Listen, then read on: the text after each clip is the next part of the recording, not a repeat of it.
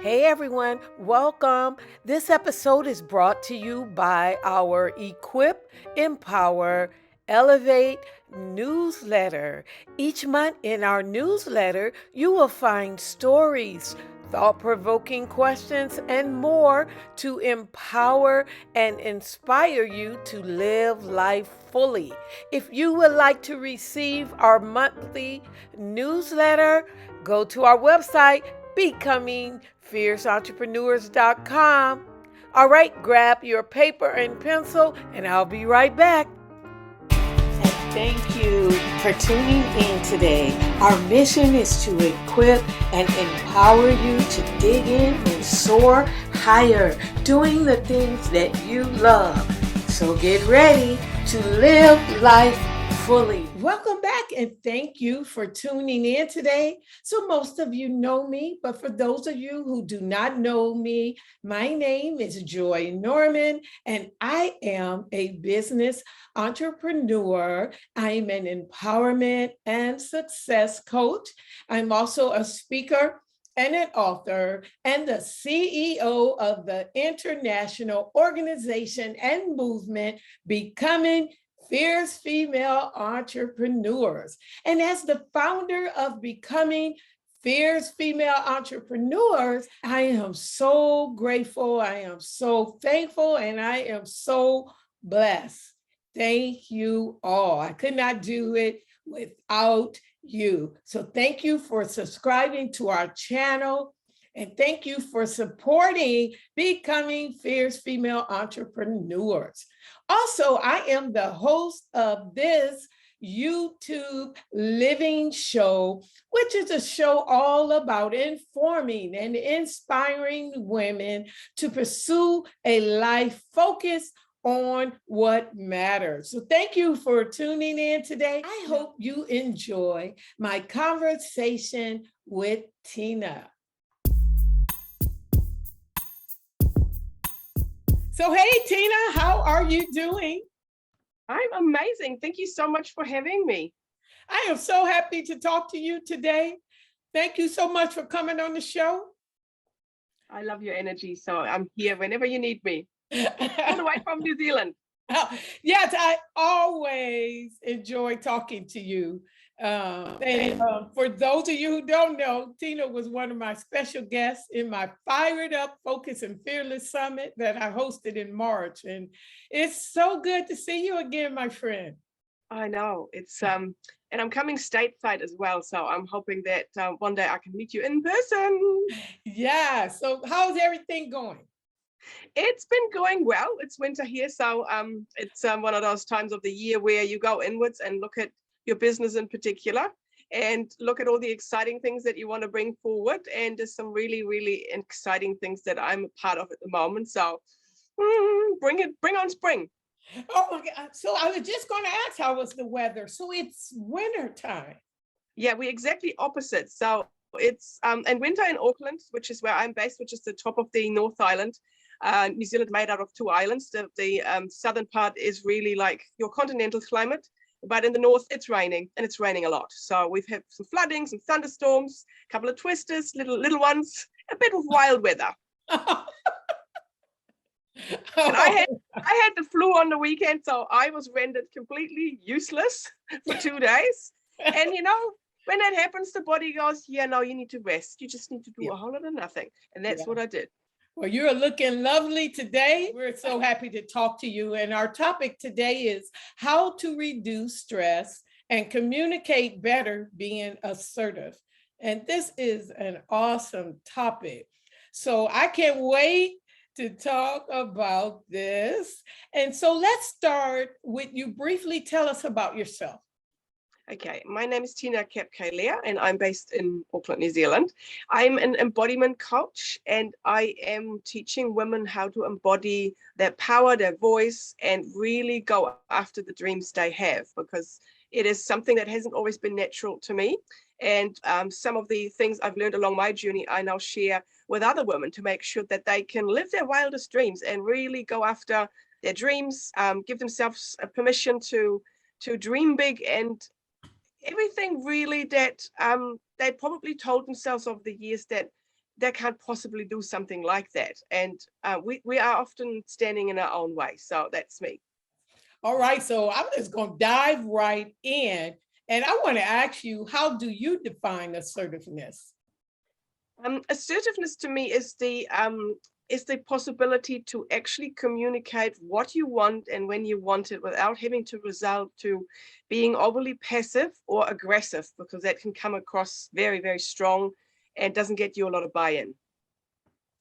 Yeah, and that's for me too. It's being self-assured and confident without being, like you said, overly aggressive or passive. So yeah, I agree with you. And so, you know, true. yeah, it's not always easy for someone who is not assertive by nature. So how have you tapped into the connection between stress and assertiveness? My own journey, really. I used to be a very shy girl. I used to be very conscious.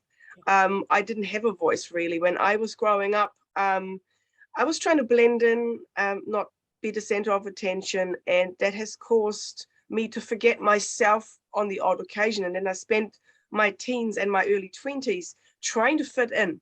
And until I started to understand the psychological dynamics that play with that, I thought it was just the way I am, that you can actually practice and learn some skills in the workplace in particular. This is where that came to blows for me, where you want to really go after a job or after a project, but then you're too shy to speak up in the boardroom. You get overlooked time and time again, which then perpetuates the feeling that, oh, maybe I'm not good enough. And that's a big deal for a woman. And I understood that when you feel afraid of doing something or speaking up, it's often a shortcoming that we have told ourselves, not necessarily how the world around us perceives us. So I consciously stepped more and more into situations where it was uncomfortable, but I knew deep down that, but what I really want is a bit like a carrot that's dangling. I really want to go there, and I have to jump over this hurdle to actually get there. And the more you practice things, and it doesn't have to be huge things. So I did things like, okay, I'm going to ask my boss for a day off when everyone was working or it was busy, or sticking up for a project that I really wanted, even though it may not have been my zone of genius, or no one has actually seen that, hey, she's really good with graphic design and she's organized exhibitions overseas. Well, why don't we let her go after that? And really backing myself up. And what sealed the deal for me was my journey in martial arts. I hold a black belt in karate. And you've got to have to be assertive, and you're going to have to put yourself out there. And slowly my whole demeanor had changed. And after I actually made a lot of progress, I look back at my childhood and my upbringing, and I noticed patterns that I've repeated, and then patterns that I see in the clients that I now deal with, because we all have similar stories. So by actually going back a step and looking at why we keep telling ourselves that we can't possibly ask for what we want, you then start loosening the grip on that rigid shackle that we put on ourselves, and you can move into, oh, this is not so scary, and I can actually swim when I jump off that cliff.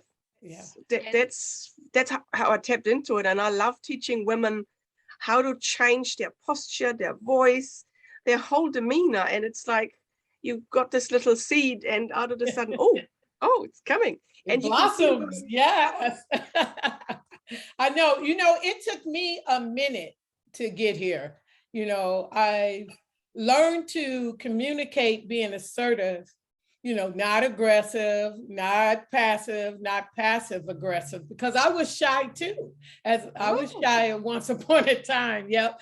And it's hard, but through my communication style as an assertive person, I've just learned how to control myself, how to avoid and deal with stress, and how to resolve conflicts in a calm manner, and not be so afraid, of expressing my disagreement with others, and just have more confidence in myself. And so you can ask for what you want. We don't do it enough. And I think the terminology keyboard warrior, where we're trying to avoid that conflict you mentioned, it's all too easy to just, I'm just going to write an email or send a text.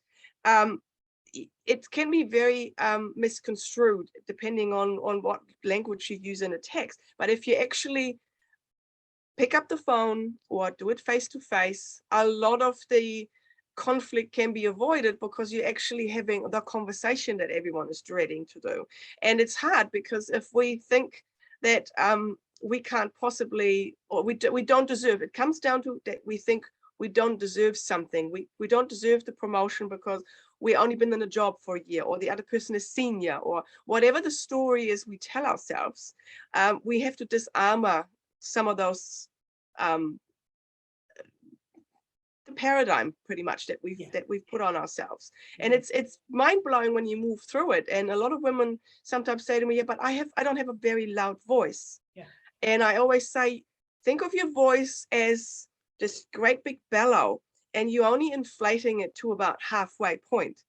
Because if you actually hold your posture a certain way and you stand with your shoulders back and you are a whole lot of woman, as I say, you actually your perception changes. So people look at this and, oh, look at her, she's fully here, she holds her own, and she can express what it is that she's after. And I keep saying sometimes when I go through the voice training, we go from princess to queen. We don't need to be shrill or get louder or get faster. We just have to become more embodied, where we go, no, I'm a queen. I know my worth. I know my place. And I am safe to ask for that job, for that pay rise, for the holiday, for whatever it is that we need to do. And it translates into how we interact with our family and our children as well. Because you don't have to say things 4 times to your children to tidy their room or something. And I think they heard you the first time. They can relate. One tip that I got from my grandmother when I got married is, she goes, you do not need to nag your husband. He heard you the first time. And that was all. I was like, I got it. Oh, grandmothers, aren't they the greatest? Sometimes there's that wisdom. Yes, yep. I love it. Yes, it is so funny. I love what you said, a whole lot of woman, and hold your shoulders back, because assertiveness, it involves self-esteem that comes with the respect, for the rights and values of another person. So how does assertiveness, or lack thereof, how does it show up in communications? Let's talk about that. Okay, now I'm going to start with what it looks like when we're not assertive, because that is often where the stress bottles up the most, because at the bottom of it, we're not feeling seen and being heard. And we put the finger back on ourselves because we think it's our fault that we're being overlooked and that no one notices us. But it is actually how we communicate. If we're too passive, we can come across as either overly relaxed, meaning like, oh, she doesn't care about whether she's taking on the project, or she's happy with what she's doing because she never says anything. But deep down, we often have a situation where we go, oh, is someone going to notice when they walk past? And hey, I've done 3 nights of work, and I've done overtime, and I've done all these files, documents, or project plans, and it gets skipped over in the boardroom, even though it was on the agenda, because someone else took center stage and hijacked the meeting. And I used to work a lot in male-dominated industries, publishing and media, manufacturing. So there was hierarchical structures that I was, as a young woman starting out in my career, was very hard to, what I thought, push against, because I thought, well, it's not my place to speak. They've been here for 20 years. They're an engineer. They're whatever the title they have, and I'm just starting out. Doesn't mean that I didn't have great ideas and I would do it completely different if I was myself now. But being passive can be, you're just not being heard. You're just not voicing anything, and you fade into the background. Yeah. Because someone else who is assertive is stepping out. And men seem to be so comfortable because they have this sporting team and shoot bear kind of attitude, and they are more comfortable to actually express, hey, I won this account, and they celebrate each other. Yeah. While as women, for some reason, we have a harder time actually tooting our own horn. Yeah. And I come back to the whole lot of woman because, hey, I'm here and I'm flamboyant. I'm all these different things. I'm loud. I'm vivacious, and it's okay. But for some reason, we don't always show that in a corporate environment. And this is why we're often come second best. So that's when we're being passive. Being aggressive, on the other hand, I think stems back to wanting to do it like men, where we feel like we have to elbow our way through. We have to be louder to be heard. We have to, maybe, I wouldn't call it bitchy, but that's the mean girl mentality comes out when we're aggressive, because we're trying to push other people down by basically putting ourselves in the forefront. And that is not going down well with people around us, because they then resist.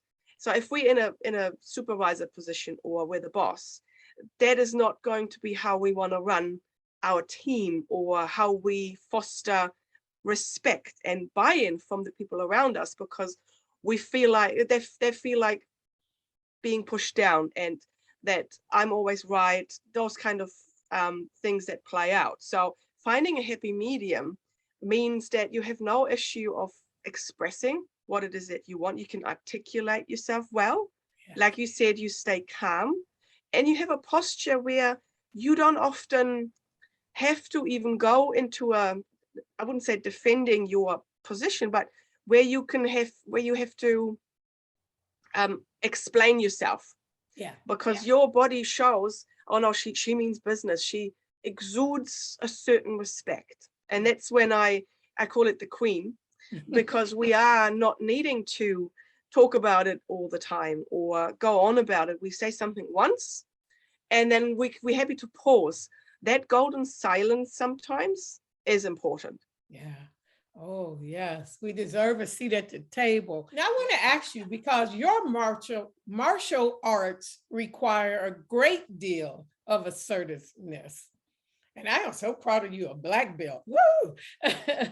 So what are some takeaways for women in business that can adapt without a black belt? It is practicing your voice. Your voice is your seat of power, because if you're not, if you're speaking from your whole core, you sound very different. You are embodied. It's like this great big cello that vibrates, rather than the little fiddle up here. So when and karate is brilliant for it. And there's some easy techniques that you can practice. If you feel like you can't speak up, and it could be any number of things why you think you can't. It may be a childhood, maybe you've been told you're being too loud, you're being too bossy.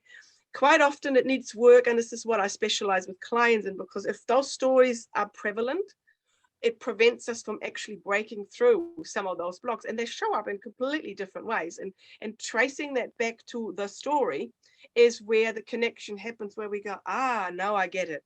So in karate, and anyone who does yoga or breath work, tai chi, anything that involves the breath and deep belly breathing will help you to actually foster, or singing. If you're going to a choir or you're singing in the shower, just change your voice and see whether you can actually engage your whole core. Because as women, and this is the conditioning, we constantly worry about that we look puffy, or like we will hold ourselves small. And I'm a voluptuous woman. I'm you kind of want to not pay attention. So depending on how we act and how we dress and how we walk, when we do this and crouch and not in our full power, here I am, world, and I'm taking up space, right, then our voice is never going to sound in a way that it bellows and it has a authority. So in karate, I draw the breath from my core, and I actually make a sound when I punch. Yeah. And in singing, it's the same thing. When you sing and you want to hold your tone, you can't do that when it's up here. It needs to come from deep down, from a deep breath. So that's something you can really, really practice at home. And the other thing is standing in your power. Mm. And standing in your power in karate is a stance where I'm ready to take on the world. I'm ready to fight. And it shows my opponent, don't mess with me. Right. Now, obviously, we don't want to, that's not necessarily what we do at work, but you can embody that feeling. Like someone can't mess with. Think you have an orb of energy around you, because 1 arm's length from my body is my personal space in karate. And this is the distance we have when we go into full contact sparring. So at work, stand like you're actually fully there. Don't hold your, because we often do that. We do this and we have don't.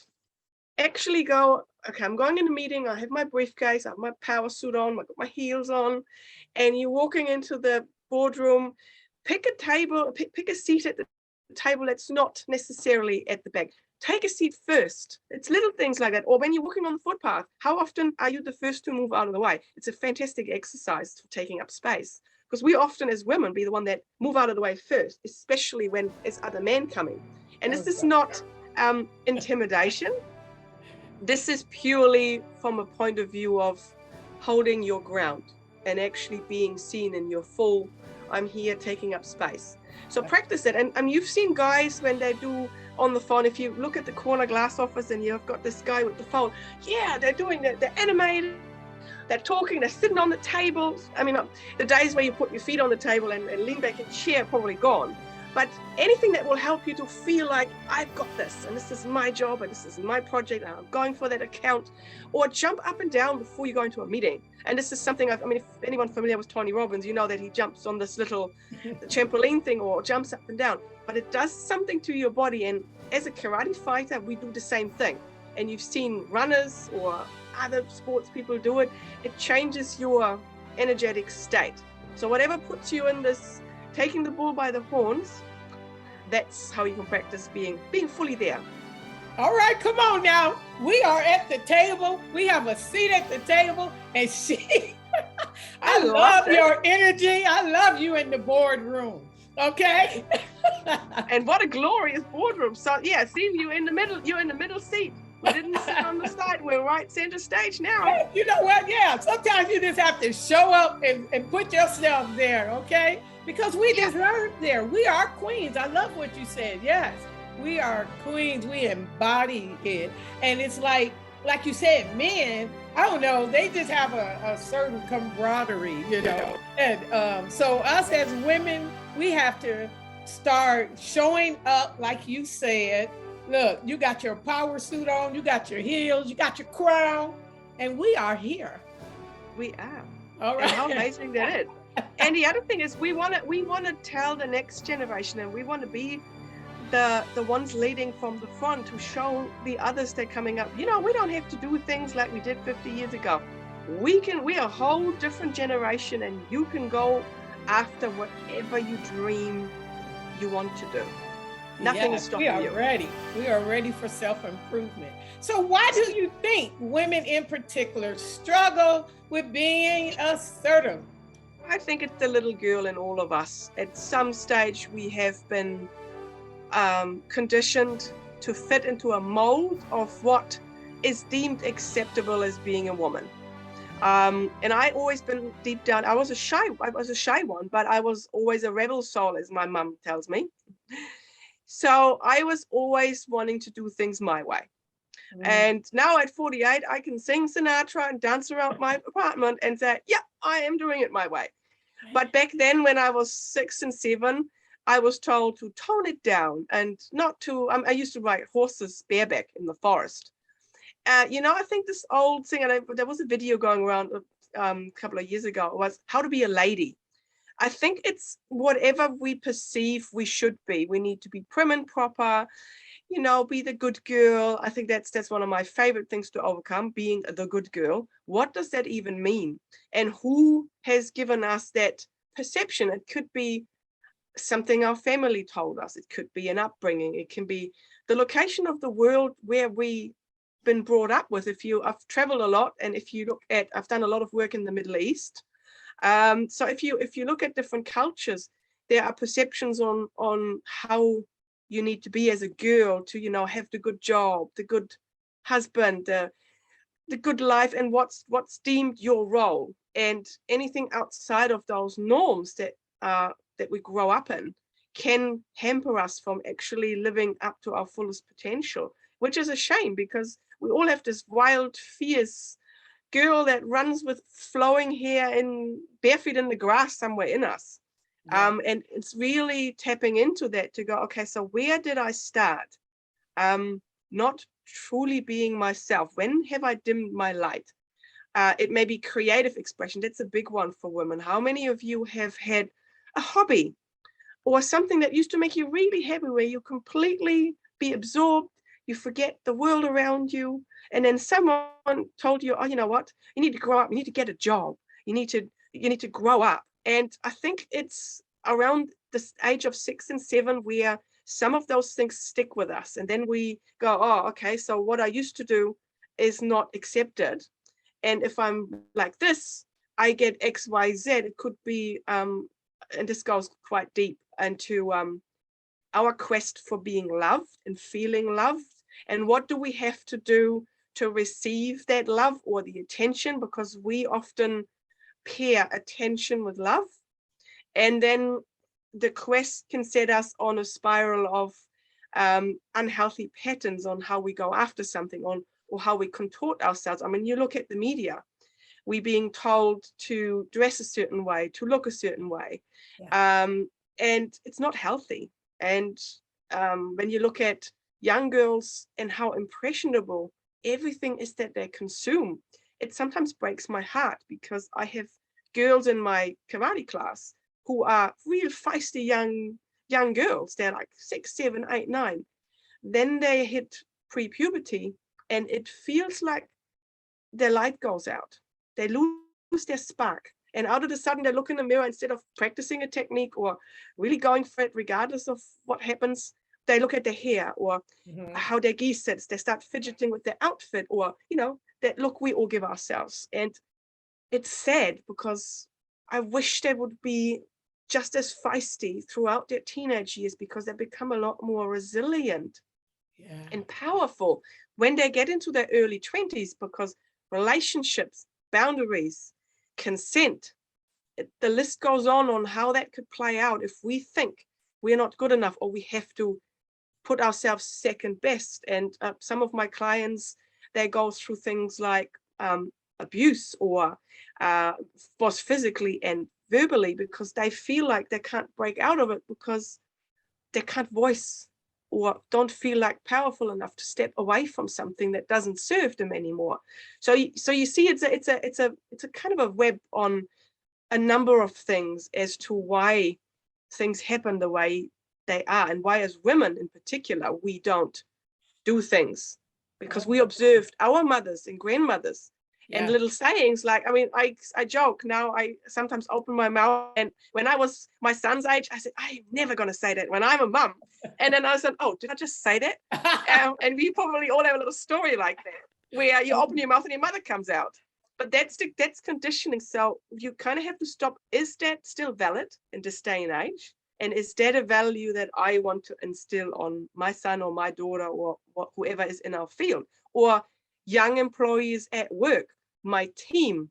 What do I mimic to the women who are coming behind me when I go after positions, jobs? Do I listen to my team as a woman? Do I perpetuate my story, or do I lift the next generation up into a different field? And the other thing that we often do, we're very good, especially as women, to say yes to everything, but we're not so good at actually saying no. And this is where the stress factor comes in, because if we agree to something at work or in our life that we really don't want to do, it starts to show, and then we can foster resentment. We can think of ourselves, oh, I really would have rather sat on the couch or did my own thing, instead of having all these different things we tell ourselves that we have to do. And saying no is an art form, because we feel like we're letting people down, and people pleasing is it just adds to a whole lot of workload. And we all know what that feels like, when we're all things to all people, because we're mothers, we're business owners, we're lovers, we're wives, sisters, daughters, and life can get really, really busy. So it's important to be what I call in alignment with what do we value, and what's our core integrity. And saying no is the first step, because that means we can say yes to the things we really want to do. Yeah. And you know me, Tina, I always say no is a complete sentence. Oh, I love that. Can you name something that can make you feel happier, more productive, and it inspires creativity? I know you were thinking of your hot morning cup of coffee or tea, but did you know that keeping a writing journal has the same benefits and they last long after the caffeine buzz has worn off? Keeping a writing journal is a great way to empower your thoughts and ideas. Is journaling part of your writing life? If not, think about starting a journal. Here are some beautiful journals I created from my artwork. You can also use these journals for note taking. They are compact for carrying in your bag, and they come in 6 different styles. Please visit our website at equippedtosoar.com and click on our tools and resources page.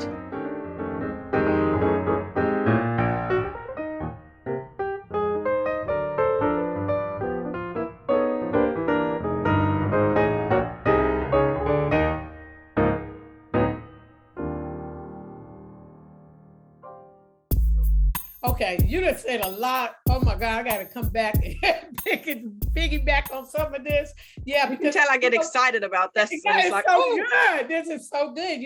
As a child growing up, I grew up with a freedom to just be myself. I had a loving environment. My mom, my grandmother were my biggest cheerleader. And my grandmother used to always be like, oh my God, what is she doing now? She loved my energy, just happy. And then it's like you said, like you get to your early 20s, and then guess what? I started having panic attacks because, I started going out into the world and wanting to be accepted, and started feeling like, am I enough? And then I moved over 2,000 miles away from my home. And it's about, you have to keep those relationships, with your family. You have to, it's like you say, go back to your upbringing. Don't dim your light, because it wasn't until I called my grandmother and she started reminding me, who I am. And it was like, okay, you're right. And so it was like I had to start sitting up, put my shoulders back. It was like, you know what? My family, even though they are passing away, I still have to remember what they stood for. Yeah, what my family stood for. I think everyone can relate to that. It's a process, and it's not an easy one to admit to yourself that somewhere along the way that you've forgotten yourself, because it happens so slowly that unless it's somebody who hasn't seen us for 10 years, who like, oh my goodness, I barely recognize you. You used to be all of this, and what happened? We don't notice ourselves because it's a gradual moving away from, I keep calling it the core antenna and our compass needle. And sometimes it takes something really dramatic in our lives to actually jolt us back into reality, and then overcoming that guilt of, oh my God, I've wasted 20 years of my life doing something I actually didn't love, or staying with someone who didn't value me, or it could be any number of things. But then facing up to that, that's another process and a half too. Yeah. So yeah, it's an interesting one, but I love seeing the light bulbs come back on with clients when I take them through this, and I call it the chrysalis, coming back to undoing the conditioning, where you are the caterpillar, you're going into the chrysalis, you have to go back to and dissolve everything that you knew, that you thought is you, and then coming out the other end and feeling like, oh, I've changed. Yeah, I've got wings. I got wings. Where did it come from? Yeah. And then really starting to go, I now. It takes a while. We can't just go from 0 to 100 because we need to learn certain things, relearn certain things, and remember. So you're dismembering everything that you have become, and then you look at the pieces and go, okay, well, what do I want to keep and what needs to go? And then you can put together the pieces that are part of your intrinsic makeup and go, yeah, that's me. And this is the new me now. And now I'm moving on. And it can be quite a stage when we come out, because people around us don't recognize us anymore when we make those changes, but we actually haven't changed. We just have come back to ourselves. There you go. And that's when we are, and I wouldn't call it a midlife thing. It can happen at any age. And for me, it was multiple pregnancy losses in a corporate job that was eroding my soul, when I realized there's a story and there's a pattern repeating where this job and what I do is not healthy for me, but it needed to get to a point where my body couldn't do anymore, where the universe took me from a great height and go, okay, poof, now we'll see what's left and make the changes, because you can't keep doing what you're doing. You can't. And so much has changed for the better. And if I can do stuff like that, and there's women that I speak to regularly who have stories like that, is honoring that part of our soul and of our evolution, to go, yeah, it is part of my life, and I may not be proud of all of it, but it has made me who I am today. That's right. And I'm a better person for it, because now I can see my patterns and I'm not ricocheting back there. I'm my own woman now. I'm the queen. I have arrived.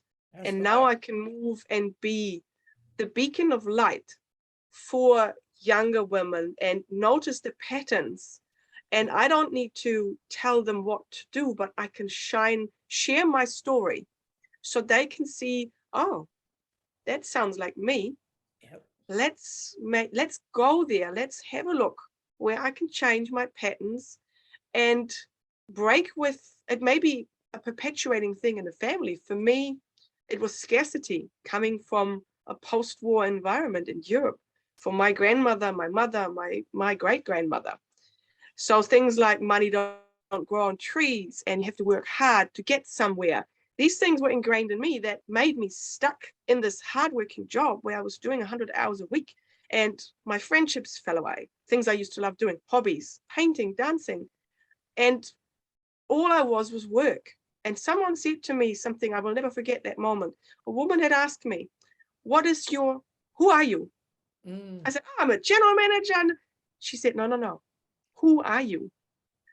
And it hit me. I said, I had no idea. And that's when I realized something has gone wrong here. If I don't know who I am, and I think I am my job, I've got work to do. Right. And I think a lot of women will resonate with something like that, where we've gone, I'm not my job. No. I'm a whole lot of things, a whole lot of woman.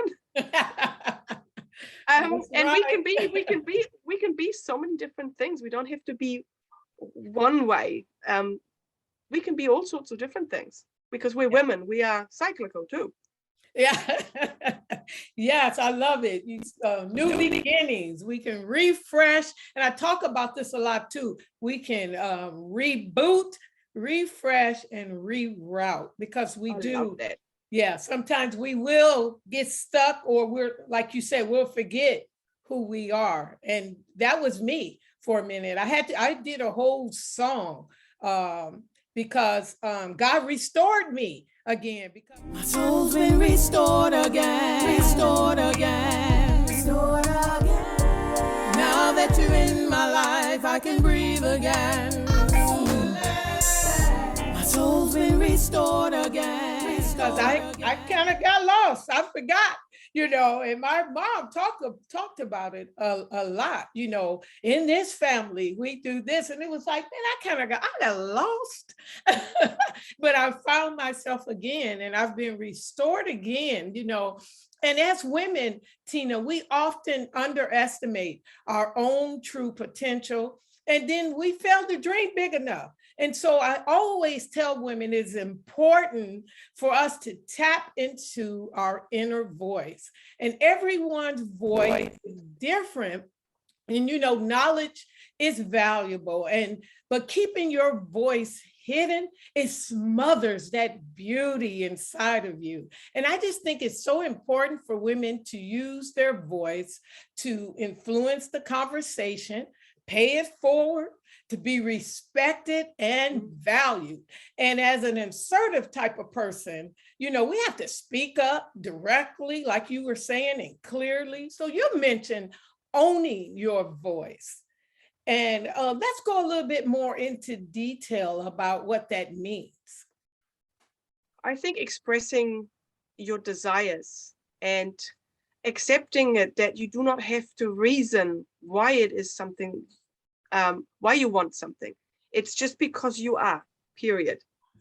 I want to be healthier, and I make different choices. You don't have to explain to the people around you your reasoning. Like you said, no is a sentence all on its own. But if I say I want to be healthy, period, I don't have to explain how I'm going to do it, when I'm going to do it. It's a statement. So instead of having to argue with ourselves or ask the question from a point of uncertainty, be very clear what it is that you want and spell it out. And casting a spell and setting an intention and speaking to the creator and pray, they're all actual statement pieces. It goes out into the ether, it goes out and it comes back to us, but we don't have to keep going on about it.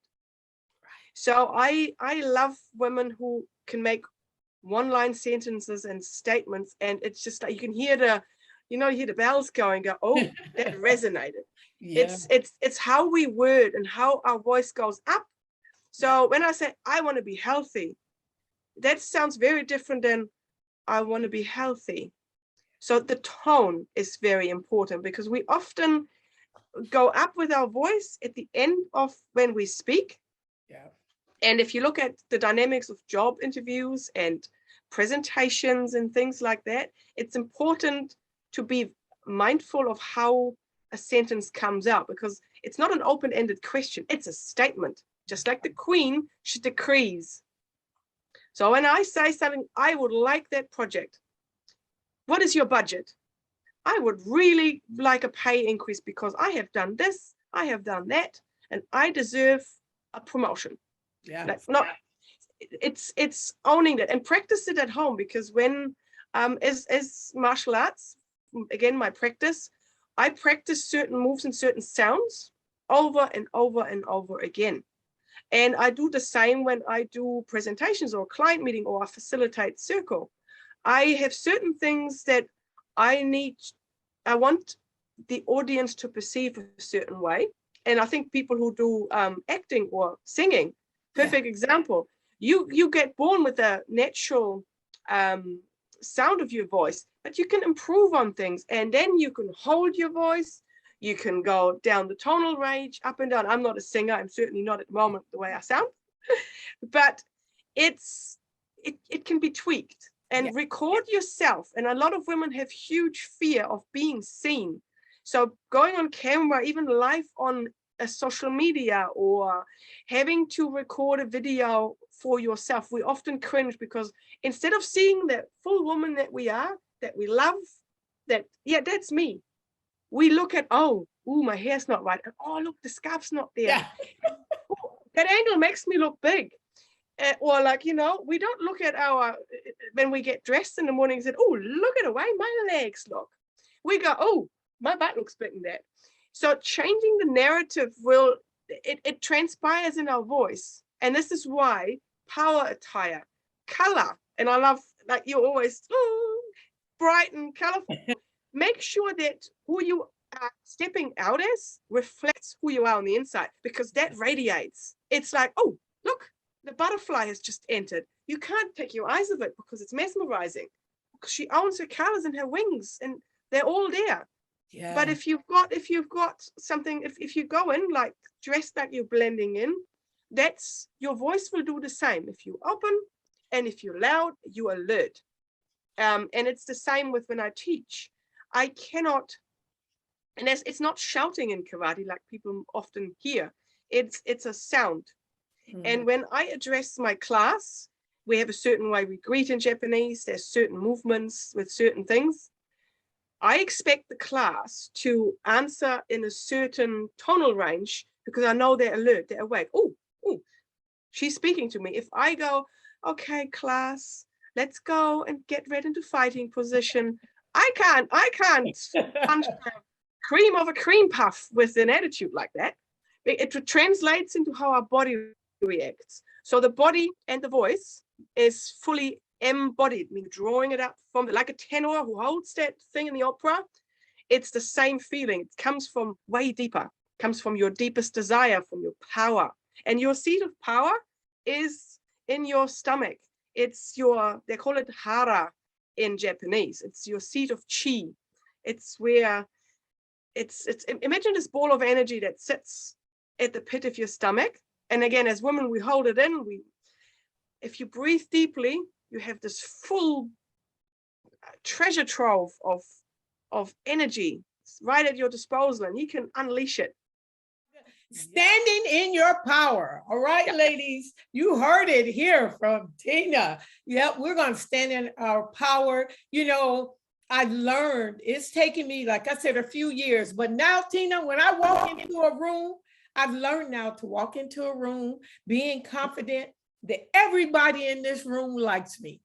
And I know everybody doesn't, but that's how I enter the room now. Hey, everyone likes me. And that way I am showing up, because most people don't even know you yet. So you want to show up, stand in your power, be confident, and you'll be, And I've met so many people, had so many business deals because of it. Because when I sit at the table now, I sit at the table saying, I deserve to be in the room. I deserve to be at this table, and I deserve to be here. All right? We are. I love it. The other thing is that as women, we are coming together now in a completely different way of collaborating, of joining creative discussions. Yes. We're no longer trying to, a queen doesn't need to compete. We can straighten someone else's crown without anyone knowing it was crooked in the first place. That's one of my favorite quotes, because that's true feminine leadership, of raising everybody up, because if the tide rises, all ships rise. And if we're a princess, we want to be the center of attention, and we create drama, and we need to do all these different things, the gossip, the queen, no, different story. I've arrived. And this is something that everyone has a practice at home. And for me, when I step onto the mat in karate, I like to see, you know, the Amazonian, the Wonder Woman with the shield and the lasso. Oh, yeah. That's who I embody when I go, oh yeah, anything at me, and let me have it. I can deal with it. I can do the same in business, and especially when you go after something big, and maybe you're going to the bank to ask for funding, or you're going after the really big account. Picture yourself like you're already walking out of this with like the pat on the shoulder and the feeling in your stomach. Oh, it feels good. I landed that deal. Because men do it all the time. Yep. It's time we really do it as well. What's stopping us? Yeah, I love that too, about you can straighten someone else's crown without someone else knowing that it was crooked. I really love that, because as queens, we don't have to be selfish. We can praise and celebrate other queens. We can, it actually makes you look good when you do that. So what is one thing you would like to leave with people before we wrap?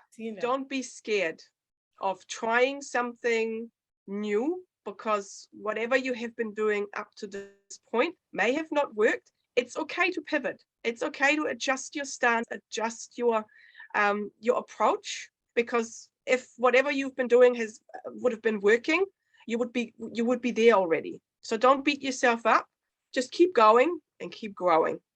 Oh, yes. Keep going. Keep soaring higher. Yes. Yes. And we know you're going to keep soaring higher. So how can we get in touch with you? The easiest way is to go and to visit my website, www.fempreneurpathfinder.com. I'm also on LinkedIn and Tina Kapp-Kailea. So if you want to connect and stay in touch and see what I'm up to, that's the best way to do it.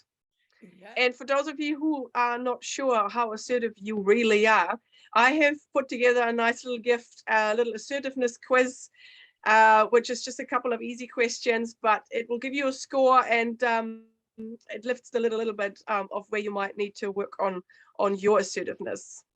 Oh, awesome. Thank you. All right. I will leave that link in the video. Amazing. Thank you so much for coming on. I really appreciate you. Thank you. Anytime. You're so full of energy. Bye. Bye.